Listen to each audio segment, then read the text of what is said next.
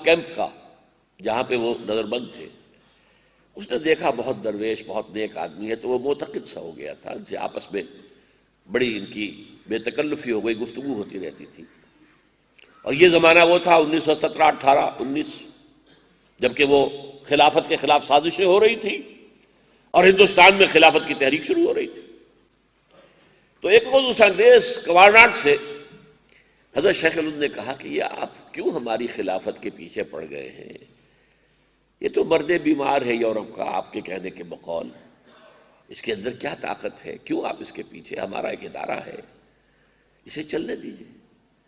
اس نے کہا مولانا اتنی بھولے نہ بنیے آپ، آج بھی ہمیں معلوم ہے کہ اس خلافت کے اندر اتنی تاثیر ہے کہ اگر اس خلافت سے، دارالخلافت سے جہاد کا فتویٰ ایشو ہو گیا تو کروڑوں مسلمان کھڑے ہو جائیں گے سر سے کفر باندھ کر۔